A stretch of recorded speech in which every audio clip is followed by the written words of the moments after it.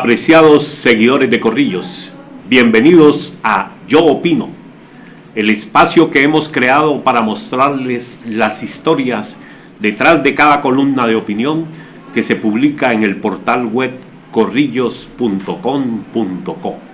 Soy Jairo Vargas León, abogado, economista, magíster en filosofía, doctorando en Derecho, docente universitario y columnista de Corrillos. Y seré quien oriente este programa que estará cargado de anécdotas, de denuncias, de críticas y de reflexiones. Y en esta emisión de Yo Opino, dos grandes profesionales quienes cuentan con gran audiencia cada 15 días, cuando nos presentan sus columnas. Él fue alcalde, es administrador de empresas, especialista en gestión pública y magíster en políticas públicas y desarrollo. Sus temas son polémicos y de gran análisis político.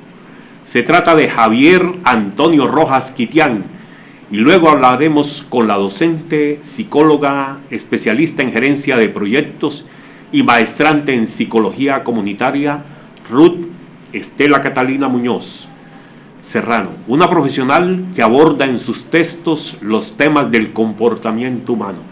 Prepárense que estamos listos para conocer en Yo Opino las historias de los principales opinadores de Santander. Ya volvemos.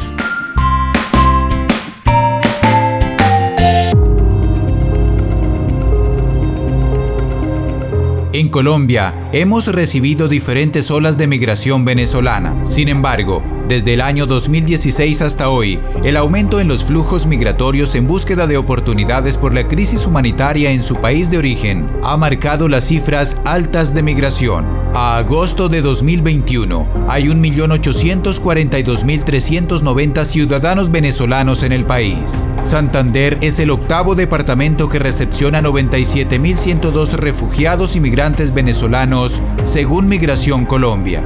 Y de estos, el 66.6% se encuentra en el registro del Estatuto Temporal de Protección al Migrante, una apuesta del Gobierno Nacional para una migración segura, regular y ordenada. Desde el gobierno departamental y bajo nuestro lema Siempre Santander, trabajamos con decisión para coordinar y articular la mejor atención a la población de refugiados, migrantes y retornados, como parte de las metas del Plan de Desarrollo 2020-2023. Contamos con espacios de trabajo como la Mesa de Gestión Migratoria Santander, con presencia de Gerencia de Fronteras, el Grupo Integral de Flujos Migratorios Mixtos, Cooperación Internacional y secretarías como entidades. De igual forma, promovemos el trabajo a estas familias en las mesas migratorias municipales y distritales. Trabajamos en conjunto con Migración Colombia en el Grupo Especial Migratorio para la ejecución de acciones de control y prevención de situaciones de riesgo a refugiados, migrantes y retornados. Coordinamos y articulamos oferta de servicios para esta población en 207 reuniones con entidades nacionales territoriales, Gerencia de Fronteras y Cooperación Internacional que le apuntan a la gestión de atenciones en diferentes sectores: salud, educación, orientación, regularización y medios de vida. Durante los meses de pandemia, atendimos a la población refugiada, migrante y retornada con mercados, insumos, salud, educación, entre otros. Promocionamos y apoyamos el ingreso de población migrante y refugiada a la plataforma de Migración Colombia en los 87 municipios del departamento, con énfasis en 10 municipios priorizados. Capacitamos a 431 personas de las administraciones municipales y 250 de la población refugiados y migrantes sobre el Estatuto Temporal de Protección y otras temáticas migratorias. Consolidamos el mapeo de oferta de servicios a población refugiados, migrantes y retornados, identificando 71 instituciones que generan 461 servicios en diferentes sectores. Por último, participamos en 12 proyectos especiales en beneficio de la población refugiada y migrante, con agencias internacionales y entidades nacionales que benefician a más de 4.000 personas. Bueno, le damos gracias a Dios al programa SI Frontera, que creyeron en nosotros no tenía las mesas, ahora ya tengo mesas, tengo sillas, tengo una licuadora y tengo para tajar las papas. Gracias a Dios, a la Unión Europea, a la Corporación Alemana, a la GIZ, a la Corfa, Gobernación de Santander, por ese apoyo que nos ha dado económicamente para poder saliendo adelante, emprendiendo y para poderle dar un mejor futuro a mi familia, a mis hijos.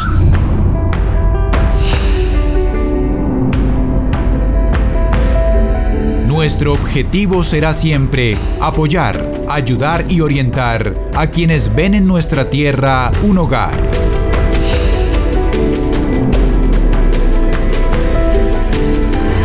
Gobernación de Santander. Siempre Santander.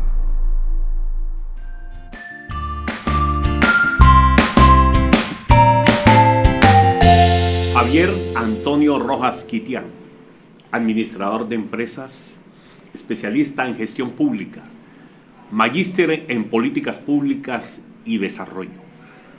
Nacido en el municipio de Sucre, Santander, donde además fue secretario del Consejo Municipal, secretario de Desarrollo Social y alcalde del municipio de Sucre. Bienvenido a este espacio de Yo Opino. Doctor Jairo, muchas gracias, muy amables por la invitación, a Juvenal, a Corrillo, muchas gracias por este espacio donde se nos va a permitir pues dar nuestro punto de vista sobre varios temas. De verdad que complacido con la invitación, muchas gracias. Esa experiencia de haber hecho un recorrido en la administración municipal de ese bello municipio santandereano de Sucre, ¿qué nos puede decir de ese sello que le muestra Sucre a Santander?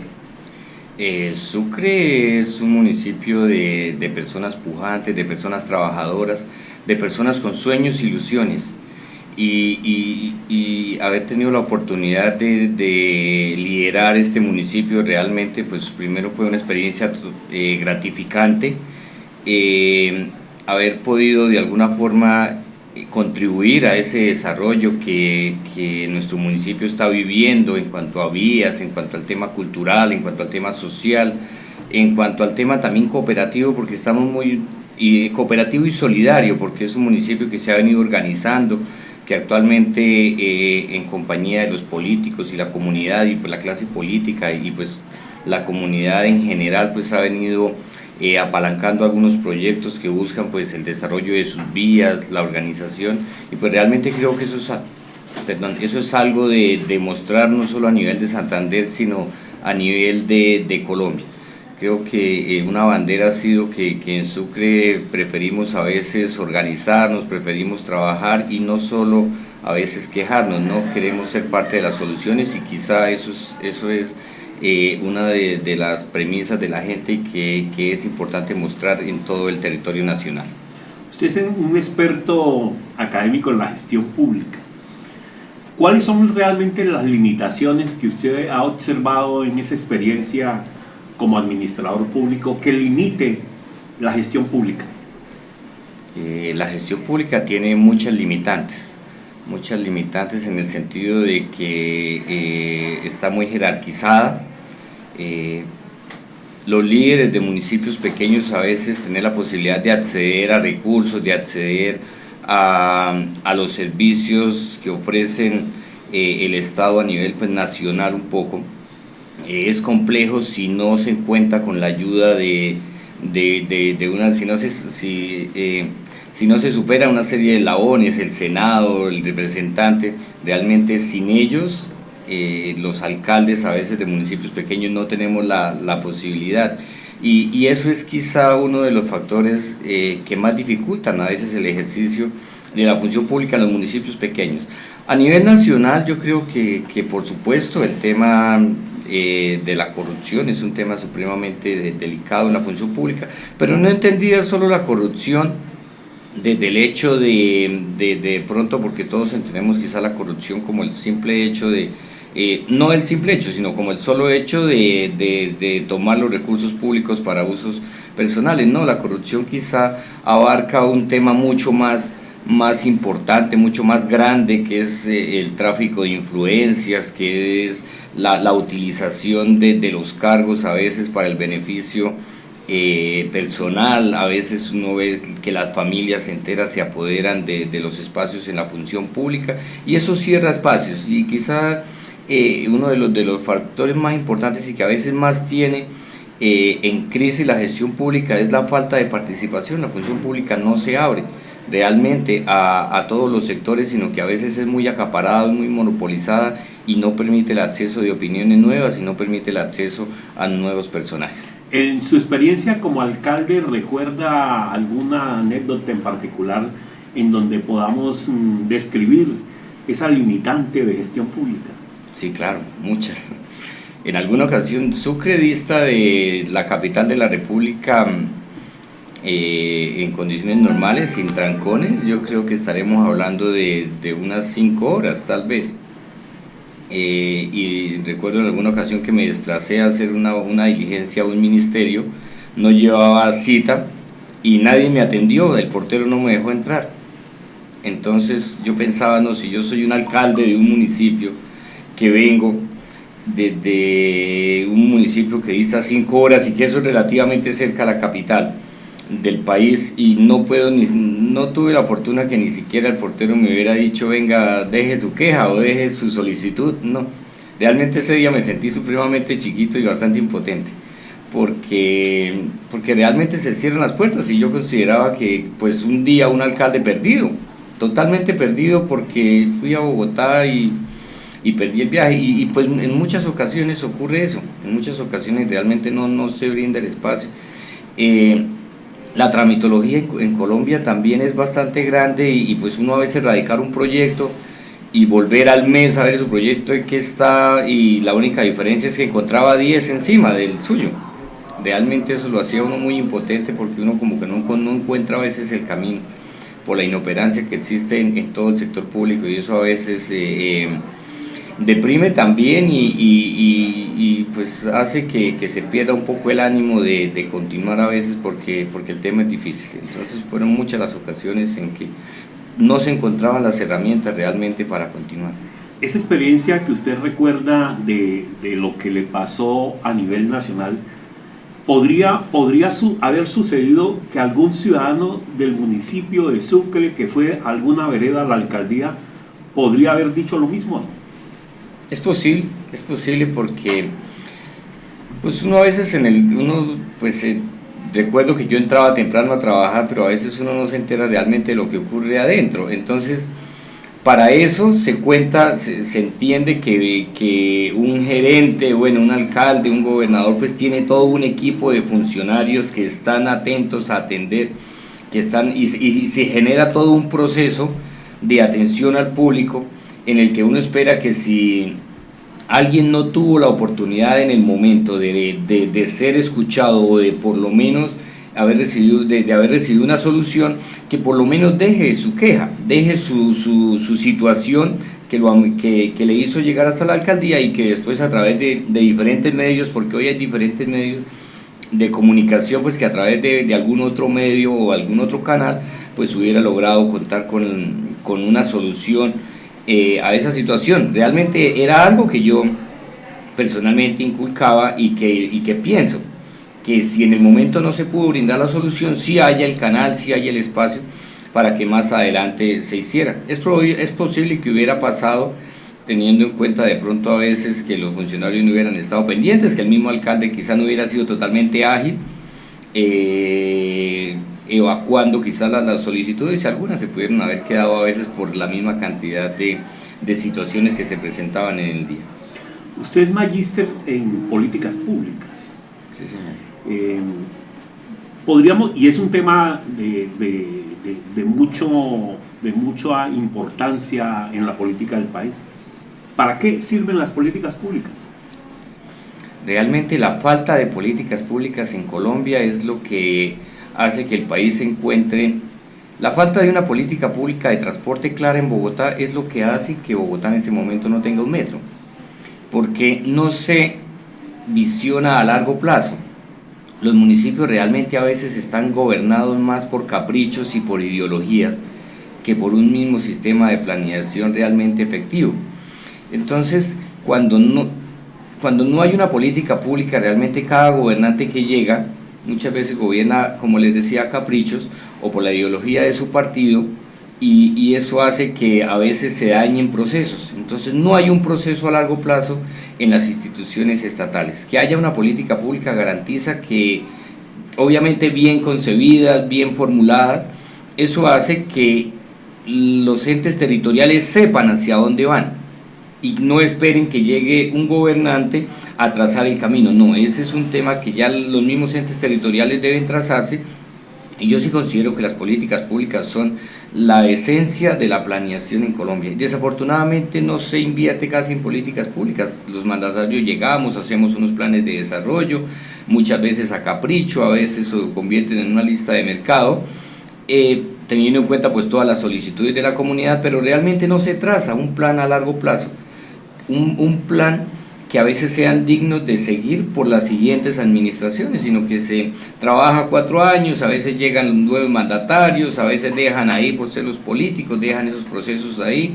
Eso cuando les va bien a los procesos, cuando les va mal entonces intentan de alguna u otra forma contrarrestar quizá ese proceso para opacarlo, y realmente eso hace que no se ejecuten proyectos pues que realmente transformen. Y le colocaba el ejemplo del metro en Bogotá, ¿no? Estamos todavía en la discusión que si el metro es elevado, que si el metro es subterráneo. Entonces viene un alcalde que cree que es subterráneo y hace estudios y hace alguna inversión, después llega otro que dice que es elevado y hace estudios y hace inversión, y en eso llevamos bastante tiempo. Realmente no sabría cuánto decirle desde cuándo Bogotá tiene la idea del metro, pero estamos en una situación en la que realmente no hay claridad, y eso hace que pasen y pasen los años y seguimos con los problemas. Y eso es un tema quizá a nivel general, pero eso ocurre en los municipios, en todas partes. Entonces la esencia es la planeación y saber hacia dónde se va, que se trace un derrotero que no sea por caprichos, que no sea por ideologías, que sea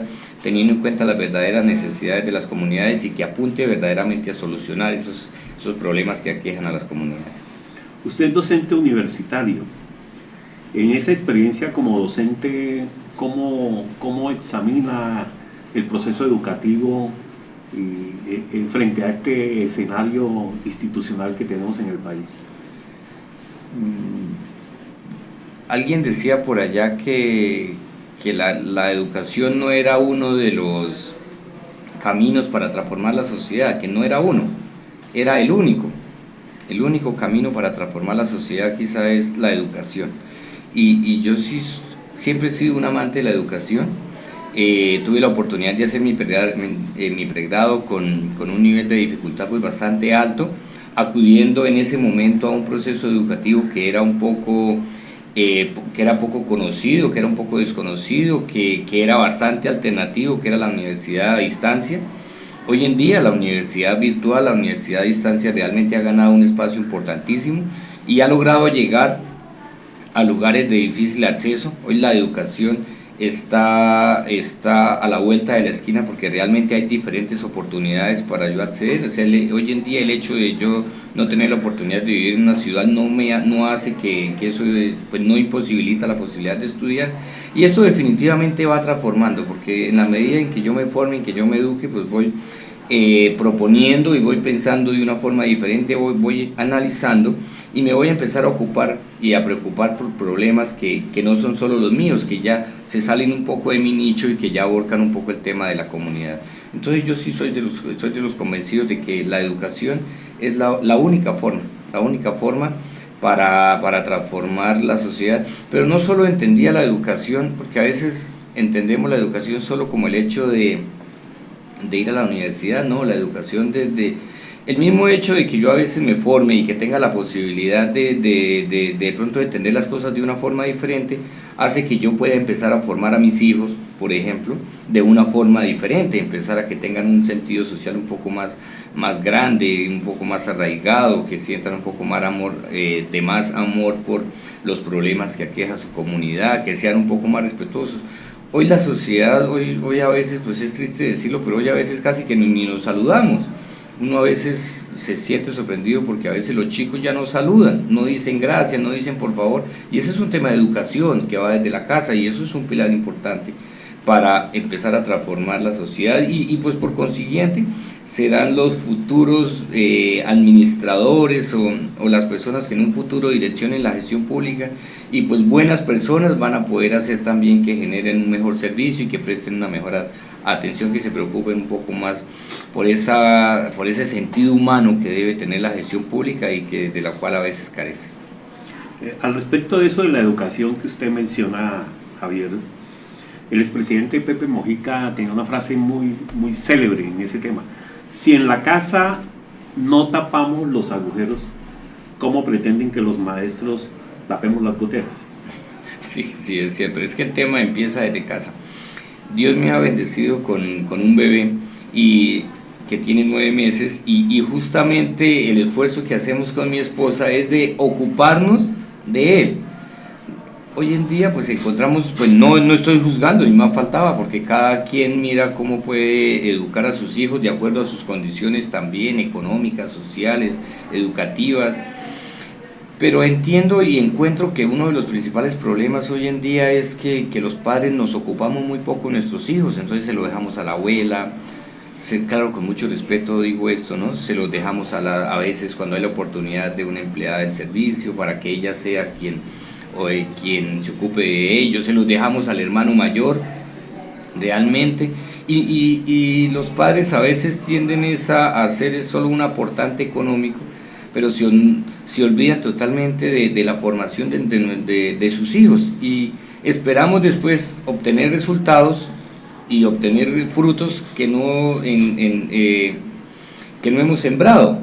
Esperamos una cosecha de algo que no hemos cultivado, que no hemos sembrado. Entonces yo sí creo que la educación empieza desde el hogar, desde yo como padre qué tanto me ocupo de mi hijo, yo como padre qué tanto corrijo verdaderamente a mi hijo, y no se lo dejo a los docentes, porque yo creo que a muchos padres les pasó con este tema de la pandemia que realmente empezaron a conocer apenas a sus hijos y encontraron en ellos algunas características, algunas aptitudes que no conocían y que desconocían totalmente de sus hijos, y que yo creo que desconocieron a sus hijos porque no habían compartido con sus hijos, y yo creo que esto fue una oportunidad para conocerlos, y esto ayuda a transformar sociedad definitivamente. Personas más educadas, más empáticas, personas con mucho más valores definitivamente van a ejercer un mejor ejercicio en la función pública o en cada una de sus actividades, van a ser mejores seres humanos, que eso también a veces pasa en nuestra sociedad, que necesita también de mejores seres humanos. Nosotros en la sociedad acostumbramos a echarle la culpa a todos nuestros políticos, a nuestros dirigentes, pero vamos por la calle y vemos como casi nadie respeta hoy en día un semáforo. Realmente, si yo soy ciclista, yo llevo un semáforo, yo no lo respeto. Realmente son temas tan pequeños en los que vemos que necesariamente necesitamos un cambio de chip, un cambio de pensamiento y un cambio, como reforzar un poco nuestro proceso de formación, de educativo, empezando desde el hogar. ¿Cuál sería el mensaje para esa juventud? Para la juventud, yo no soy tan viejo, pero tengo un chip antiguo, realmente. Pero sí creo que, y siempre le he dicho a mis amigos jóvenes, que está bien en que piensen diferente, pero ese pensamiento tiene que ir acompañado de acciones. El mundo está lleno de discursos bonitos y de discursos que piden alternativas, pero hay que hacerlo también, menos discursos y más acciones. Siempre le he dicho, incluso a mis estudiantes, venga, está bien que pensemos diferente, eso está bien, pero esto tiene que ir acompañado con acciones. Cuando tengamos la oportunidad de hacerlo, hagámoslo, ayudemos a las personas. Si tengo la oportunidad de trabajar en la función pública, pues hagámoslo diferente. Realmente, yo recuerdo en alguna ocasión y que siempre creemos, ¿no?, que los alcaldes y los gobernadores, pero yo recuerdo en alguna ocasión tuve la oportunidad de trabajar en algún sitio y pasé mi cuenta, volví como a los 3 días y mi cuenta estaba en el mismo sitio, entonces a un compañero ya le habían pagado y pregunté, venga, ¿por qué a usted ya le pagaron? La mía está ahí donde mismo, y yo digo, no, es que ya tocaba dar un pequeño estímulo. Realmente, algo que me parece terrible. Entonces, si eso se ve a tan bajo nivel, porque la chica, quien estaba a cargo realmente era una persona que tenía un muy bajo perfil. Entonces nos acostumbramos a echarle la culpa al presidente, a los ministros, pero a veces no vemos no vemos lo que nos ocurre, lo que yo como ser humano estoy haciendo y estoy aportando. Y yo puedo pensar, como lo digo, en una Colombia mejor, pero si llego a un semáforo y no lo respeto, ahí se ve en una muy corta y significativa acción, que el discurso no va acompañado de acciones. Entonces el mensaje para los jóvenes, claro, está bien que piensen diferente y deben hacerlo, porque seguramente no hemos hecho el trabajo bien hecho, porque es evidente que Colombia está en una crisis, pero ese discurso tiene que ir acompañado con acciones, siempre pensando en construir sobre lo que hay, pero acompañado de acciones. Javier Antonio Rojas, muchas gracias por haber compartido su experiencia, su saber y todo ese acervo de conocimientos que le ha dado su participación en la gestión pública. No, muchas gracias a ustedes por la invitación, a Corrillos, porque siempre nos brinda la oportunidad de expresar nuestras ideas de una forma pues muy respetuosa, pero siempre nos da ese espacio realmente de pensar, de expresarnos y expresar quizá esas opiniones que seguramente de alguna forma contribuyen. Siempre trato en mis columnas de contribuir de alguna forma, de escribir sin ser tan tendencioso, sin ser tan fanático, realmente de escribir realmente para tratar de construir, porque definitivamente nuestra sociedad necesita ideas y personas que construyan, que respeten lo que hay y que lo que se ha hecho y que contribuyan a cambiar un poco la situación en la que nos encontramos, pero desde la construcción. Muchas gracias. No sé, muy amables. Me permito invitarlos a un espacio comercial y ya retornamos nuevamente en Yo Opino.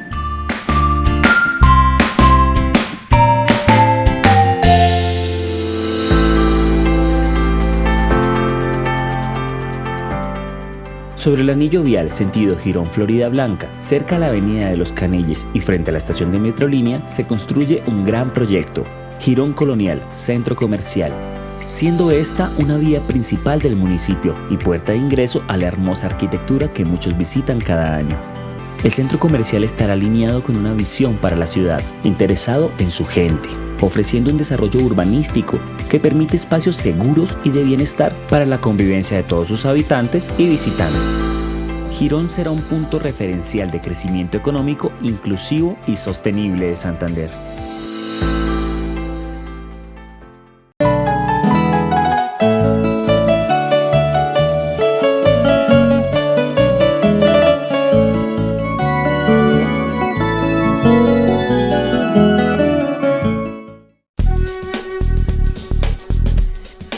El sueño de ofrecer oportunidad de educación a una Colombia ávida de innovación dio vida a la UNAD.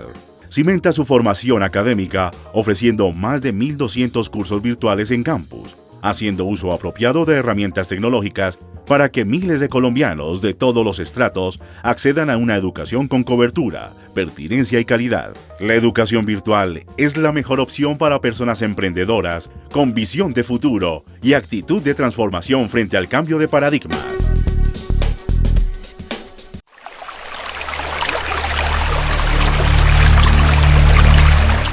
EMPAS está en su máxima velocidad. La empresa pública de alcantarillado de Santander es la número 1 a nivel nacional en la categoría F2, nivel intermedio en la entrega máxima velocidad 2021 del Ministerio de Tecnologías de la Información y las Comunicaciones, orientados a dinamizar el uso de las tecnologías en pro de mejorar la gestión pública. Máxima Velocidad es una estrategia del Ministerio de las TIC que busca acelerar la implementación de la política de gobierno digital de las entidades públicas en beneficio de los ciudadanos.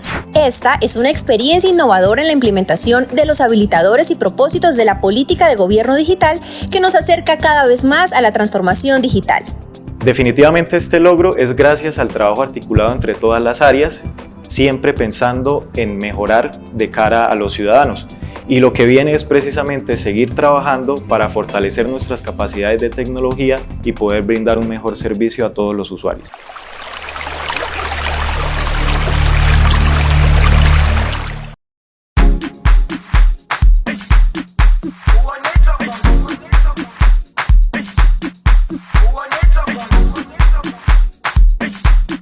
Basta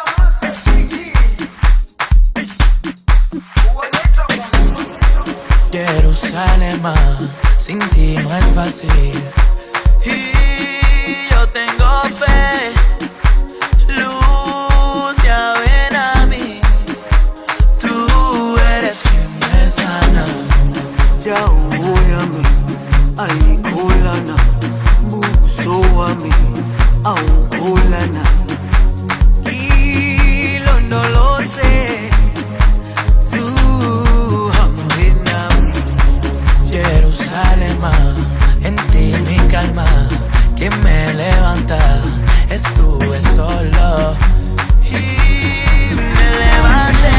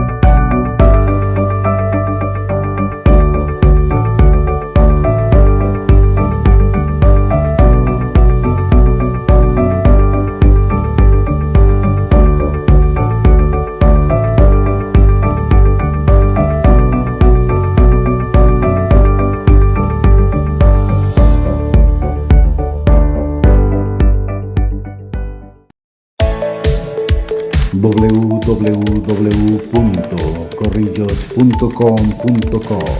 Toda la información pública, política y electoral en un solo sitio.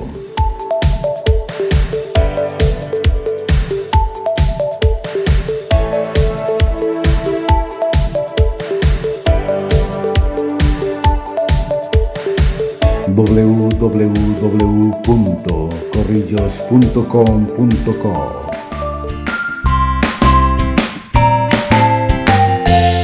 Retornamos nuevamente en este espacio de Yo Opino con una invitada más, la doctora Ruth Estela Catalina Muñoz Serrano, psicóloga, especialista en gerencia de proyectos. Actualmente cursa una maestría en psicología comunitaria y dentro de su gran experiencia en la parte laboral ha tenido la oportunidad de trabajar este tema tan importante de la psicología, de la salud mental. Queremos que nos hable, ¿por qué la psicología comunitaria? ¿Cuál es el enfoque? ¿Qué significa eso? Bueno, me alegra compartir con ustedes en este espacio. Realmente la psicología comunitaria, alguna vez lo escribí en un texto académico. Siento que la vaina social es de familia. Mi papá ha apoyado mucho todo el tema social, en algún momento fue alcalde, apoyó también algunos procesos sociales, y realmente creo que primero desde lo vocacional y segundo desde el poder realizar proyectos sociales o proyecciones sociales con mucha más estructura, más cuerpo, respetando el contexto de las comunidades, conociendo el contexto de las comunidades y pues todo lo que surge en torno a ellas, ¿no? Entonces creo que me interesé mucho porque es muy complejo estudiarlo. Creo que el ser humano es muy difícil de estudiar, y eso hace que me sea como tan relevante, importante y fácil de pronto también a la hora de poder desarrollarlo, y me refiero ya más al proceso, ¿no? A esa intervención ahí con comunidad, que es muy importante en esta psicología comunitaria. Cada región tiene una impronta, tiene una característica. En Santander, ¿qué significa el ser santanderiano? Uy, tiene una marca bien interesante porque me he encontrado con lugares como Medellín, Bogotá, donde de una nomás tú dices que eres santandereano y automáticamente te pueden etiquetar. Pero no es una desventaja, sino que finalmente las personas luego que ya conocen todo el proceso y escuchan y hacen incluso hasta comparaciones, dicen, oiga, no, estamos muy bien, ¿sí? Estamos muy bien en cuestión incluso de dialectos y muchas otras cosas que pasan en Santander. Entonces, aunque al inicio puede ser algún margen ahí como, para generar alguna etiqueta, no, ya después cuando empiezan como a conocer el talento, porque de hecho Santander tiene mucho talento, entonces ya se corta el esquema, se corta cualquier cosa que pueda estar pasando. Bien, ¿por qué hablar de salud mental? Bueno, porque de hecho la salud mental está intrínseca en el proceso de la salud, es decir, hace parte del proceso de la salud, y si yo no lo tengo presente, finalmente así tú no consideras la salud mental hace parte de tu vida. Es decir, si tú tienes un disgusto con alguien, algo que no te gustó, y tu cuerpo con un dolor de cabeza, con un dolor de estómago, con un dolorcito aquí en la parte del cuello te dice que algo no está pasando bien, y uno se soluciona con un Dolex o bueno, con X pastilla o medicamento, para no entrar como a tampoco generar ese etiquetaje, perdón, pues finalmente tu cuerpo te está hablando. Entonces la salud mental va mucho más allá de lo que yo pueda considerar. Ese es solo un ejemplo, pero por ejemplo, en salud mental también podemos tener en cuenta algunas palabras que surgen en Santander que son etiquetaje. Entonces, con base en todo esto, uno empieza a considerar que gran parte del desarrollo de la persona, desarrollo empresarial, desarrollo de la comunidad y de sociedades, tiene un sustento bien profundo en la salud y en la salud mental, porque se necesita que seamos, bueno, yo sé que son arrogantes, saludables, completos, íntegros, que podamos aportar. En tus artículos tienes un enfoque con cierto énfasis en la parte de la infancia, del perdón. En particular ese tema del perdón, que es un tema para una sociedad tan golpeada por tantos flagelos. ¿Cuál es el alcance? ¿Cuál es el impacto? ¿Qué significa perdonar? El sanar, que es lo que estaba relacionando hace un momentico, y es la importancia de sanar. Vean, pasa que hay muchas comunidades repitiendo historias familiares y no se dan cuenta, y cuando ya se dan cuenta ya hay familias destruidas, ya hay dinero de por medio, ya hay muertes. Entonces se termina repitiendo muchas situaciones que uno no los tiene al alcance. Entonces, ¿qué pasa con este tema de la infancia? Y aunque yo no soy directamente psicóloga de infancia ni nada, pero sí creo en el perdón, creo en sanar, nos hace soltar, yo le llamo esos enredos que tenemos mentales, porque finalmente tú puedes estar sintiéndote aislado de la sociedad, pero no sabías que tienes una herida de humillación, y resulta que esa herida también la tuvo tu papá o tu mamá, porque ese fue el trato que recibieron. Finalmente hay que cortar y hay que romper el ciclo. Entonces, por eso hablar de eso, para romper el ciclo. En el proceso de paz, uno de los elementos más significativos que ha tenido precisamente este proceso ha sido el tema de las víctimas, y en particular un capítulo muy importante que es el perdón. Sí. Ha habido muchas lecturas y experiencias sobre el perdón. ¿Cuál es tu lectura frente a ese escenario de perdón que se ha dado en el tema del conflicto?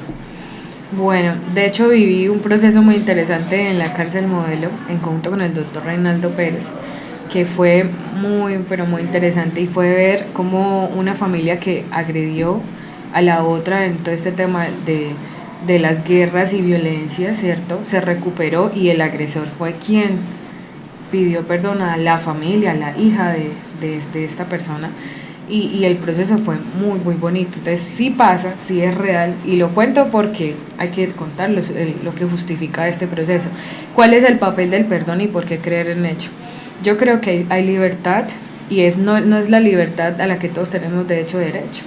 Todos tenemos un derecho a ella, pero si yo no la vivo en mi vida, bueno, lo demás entonces no va a significar nada. Entonces tú ¿de qué te sirve? Y de pronto es un cuestionamiento que me hago como persona, ¿de qué nos sirve tener muchas cosas si en el corazón no hay paz, no hay sanidad? Y cuando hablo de sanidad es de ser saludables, ¿no? Y relacionado al perdón. Entonces, finalmente el perdón no es algo solo dado hacia afuera, es decir, que yo necesite siempre esperar del otro, sino que yo debo entender que yo me merezco el perdón. Y si yo no pienso que me merezco el perdón, entonces no voy a quizás poder escuchar al otro, ni cómo voy a poder decir, oiga, sí, le voy a recibir el perdón, si yo puedo recibir las palabras de perdón de la otra persona, pero si en mi corazón no lo quiero perdonar, lo que pasó no tuvo sentido. Entonces hay un proceso de recuperación, de reconciliación, de restitución, como se reconoce este proceso, que es importante, pero que debe ser enseñado así, desde primero el merecer. Yo merezco el perdón porque me da libertad, pero si yo creo que el perdón solo viene de escuchar al otro, sí, de hecho ese debería ser el norte, pero hay un proceso trocado entonces, porque yo no puedo solo esperar que sea de afuera. ¿Cómo voy a esperar que todo sea de afuera si yo necesito también en mi vida crecer y sanar? Y por eso todos estos temas de formación personal, del ser. Hay un elemento socialmente significativo en el que se ha evidenciado el tema de la intolerancia, y ello está asociado con el tema de cultura ciudadana. ¿Cómo entonces desde la psicología comunitaria contribuir a un proceso de cultura ciudadana? Uy, esa es una pregunta con una profundidad bien interesante en cuanto a teorías, procesos sociales, procesos culturales, y siento yo como profesional que los procesos culturales pesan muchísimo y son muy complejos, más difíciles que incluso otros que uno cree, que por ejemplo el proceso económico. No sé si me estoy exagerando o llevándolo a un extremo, pero siento que el aprender a ser ciudadanos viene del aprender a ser conscientes de quiénes somos. Si yo me siento parte de, que eso se llama en psicología comunitaria sentido de comunidad, entonces yo pertenezco, ¿cierto? Yo tengo conexión emocional, entonces todos esos aspectos van ahí haciendo camita, por llamarlo de esa manera, y le van permitiendo a la persona entonces contribuir a su entorno, porque primero se contribuyó como acá, o sea, primero fortaleció, creció, ¿cierto? Impulsó, y eso que tiene acá le permite rodear a su sistema social. Entonces, ¿cómo ser buenos ciudadanos o cómo aportar? Bueno, nos toca empezar a trabajar cada uno. Sí se puede, cuesta un poquito, genera un poquito como de, pero es que el otro no hace, yo sí hago, entonces yo, genera destruir muchísimos constructos culturales mal aprendidos, yo le digo mucho eso, porque son malsanos, lamentablemente son malsanos. Entonces de ser ciudadano se puede ser ciudadano, claro que sí, buen ciudadano. Cosas como recoger un papel que yo no voté, de pronto parece insignificante, y de hecho uno ve las redes sociales y señalan el acto. ¿Por qué? Si eso deberíamos ser todos. Así como en una hoja de vida uno pone responsable, comprometido. Bueno, eso es del deber ser, de todos ser puntuales, de llegar. Yo creo que eso, todas las empresas esperarían eso. Bueno, ¿qué esperaría entonces? No la sociedad, sino ¿qué esperaríamos todos como en esta construcción de comunidad y sociedad? Porque pueden haber sociedades sin comunidades, ¿sí? Pero entonces, ¿qué esperaríamos nosotros poder construir? Bueno, también construyamos nosotros, desde acá, desde el ser. Entonces es importante construir, y de esa construcción personal, de esa construcción saludable, poder impactar entonces a esa comunidad y ser buenos ciudadanos. Yo creo que tiene una relación bastante profunda el ser conscientes de quiénes somos. Un científico japonés que nos conocía mucho, Yu Takeuchi, profesor de la Universidad Nacional de Colombia durante 50 años, graficó esa identidad colombiana cuando dijo: un colombiano es más inteligente que un japonés, pero dos colombianos no son más inteligentes que dos japoneses. ¿Cuál es el alcance de eso? Los dialectos, lo cultural. Dios mío, voy a dar mucho palo a lo cultural y a lo social. Sí, lo cultural y lo social, porque yo pienso que lo que yo digo está bien y me quedo en el yo le digo así, el yo, entonces yo, y todo está súper bien, y lo que yo pienso está bien, y ya solo me quedo acá. Entonces, por eso, poner de acuerdo a dos personas es tan difícil. Yo creo que, y lo digo como persona, a veces es muy complejo trabajar en equipo, porque yo me olvido de que el otro es igual que yo.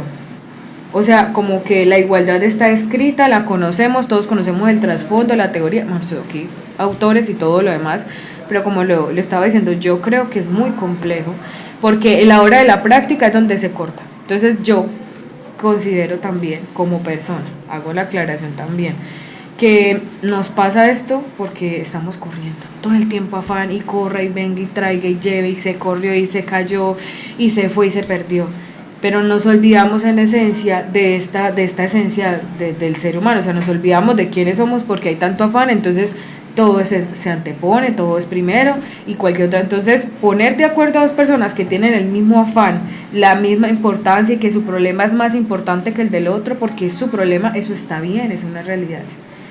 Las encuestas que se hacen de estudios ciudadanos, cuando uno le pregunta al ciudadano, ¿usted conoce las normas de tránsito? Uh-huh. Dice sí. Uh-huh. Y a renglón seguido pregunta uno, ¿por qué vulnera las normas de tránsito? Porque todo el mundo lo hace. Ajá. ¿Qué efecto tiene ese fenómeno de la percepción?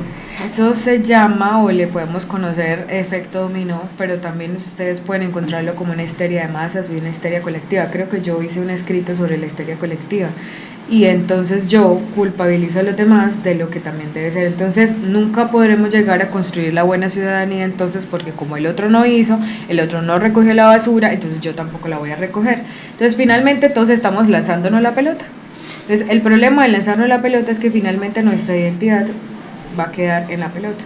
Entonces es como si lo que nosotros estuviéramos pasando es nuestra identidad, y es extraño porque, bueno, no puedo generalizar porque no siempre, no todos somos así, o no todas las personas son así, no hay que generalizar, pero sí entra en la conciencia de que definitivamente debemos entender nuestro rol en sociedad, o sea, nuestro papel. Sí, listo, usted es solo el vecino, pero usted como vecino, ¿a qué contribuye? ¿A quiénes tiene a su alrededor? ¿Qué familia o qué comunidad usted en ese seno de su hogar está construyendo? Entonces es importante considerar, ¿cierto?, que todos tenemos un papel solamente por hacer parte.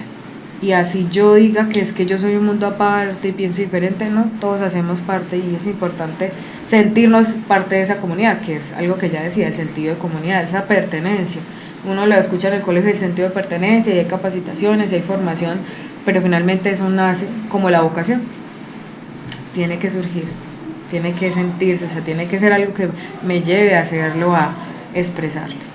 A mí me llama la atención cuando en campañas políticas un político dice, yo soy honesto.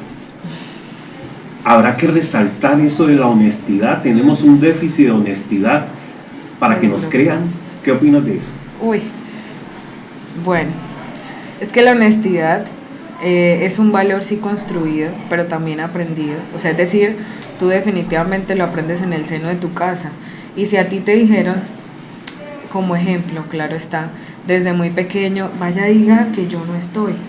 ¿Cómo construimos nosotros un concepto de honestidad con mentiritas piadosas? O sea, aquí el destruir un concepto primero para poder entender la realidad, porque uno va a la RAE, ¿no? La honestidad, y te describen, pero si yo lo llevo a la práctica social del caso, me tengo que sentar a revisar que nosotros lo estamos desarrollando de otra manera. Entonces, como eso es para mí, yo lo desarrollo como yo lo pienso.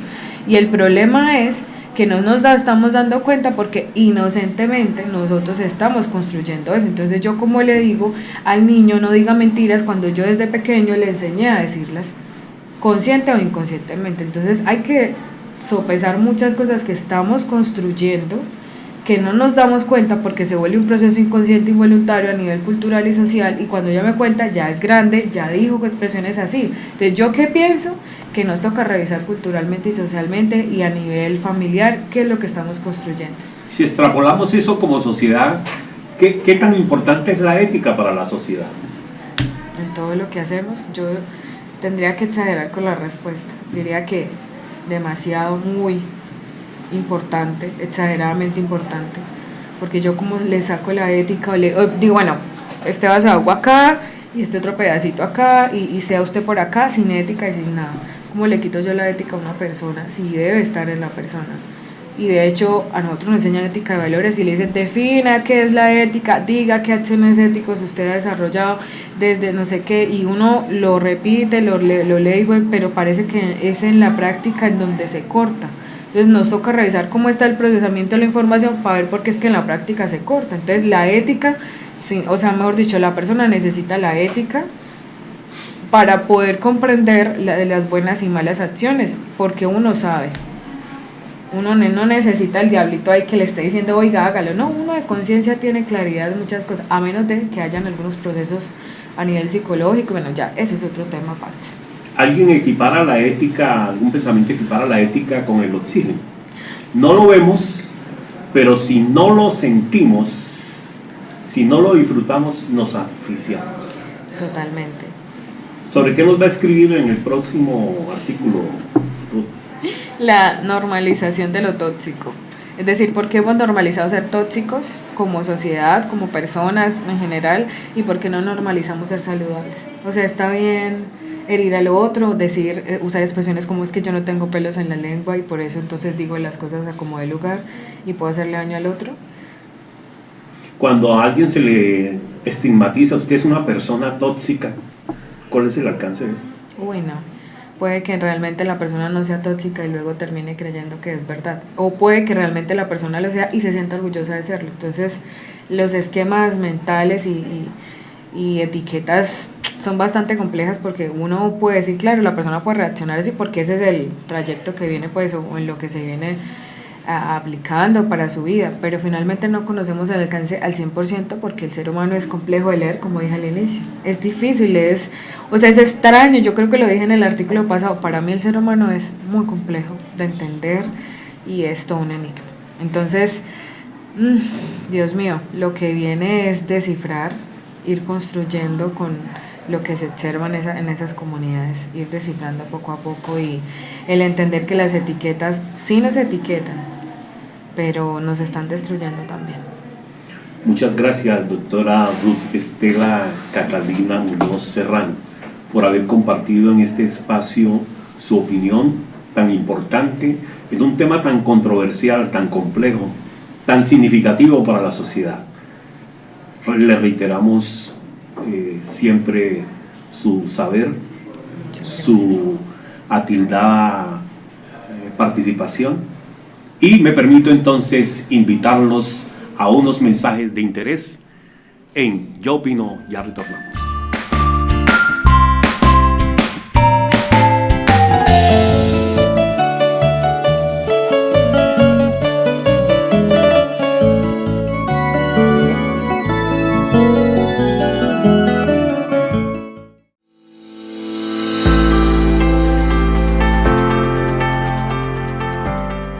Sobre el anillo vial sentido Girón Florida Blanca, cerca a la avenida de los Canelles y frente a la estación de Metrolínea, se construye un gran proyecto, Girón Colonial, Centro Comercial, siendo esta una vía principal del municipio y puerta de ingreso a la hermosa arquitectura que muchos visitan cada año.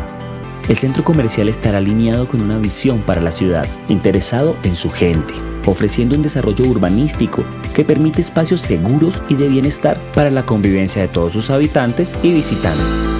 Girón será un punto referencial de crecimiento económico inclusivo y sostenible de Santander.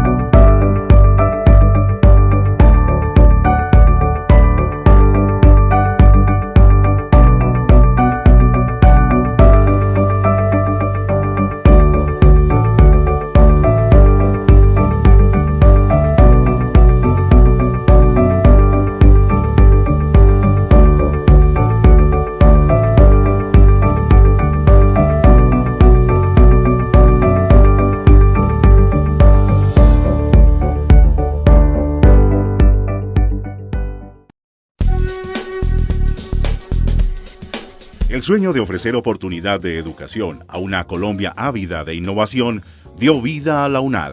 Cimenta su formación académica ofreciendo más de 1.200 cursos virtuales en campus, haciendo uso apropiado de herramientas tecnológicas para que miles de colombianos de todos los estratos accedan a una educación con cobertura, pertinencia y calidad. La educación virtual es la mejor opción para personas emprendedoras con visión de futuro y actitud de transformación frente al cambio de paradigmas. www.corrillos.com.co. Toda la información pública, política y electoral en un solo sitio.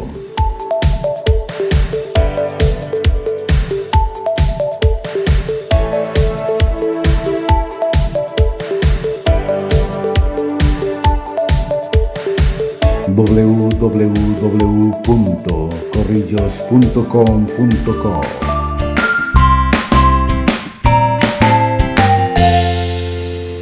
Hemos llegado al final de una nueva jornada en Yo Opino.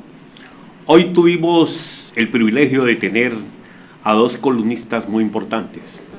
Al doctor Javier Antonio Rojas Quitián, administrador de empresas, especialista en gestión pública, magíster en políticas públicas, quien nos contó su experiencia en la gestión pública tan importante para nuestra audiencia. Y a su vez también tuvimos a la doctora Catalina Muñoz Serrano, psicóloga, especialista precisamente en el tema comunitario, quien nos ha hablado de lo importante que es la salud mental para la sociedad, de lo importante que es el tema del perdón, que ha sido un tema que ha trasegado en sus artículos de opinión, y con ellos hemos aprendido para que nuestra audiencia comprenda el carácter, el significado y el enfoque que tienen sus artículos importantes. Me permito entonces invitarlos a una nueva próxima jornada de Yo Opino.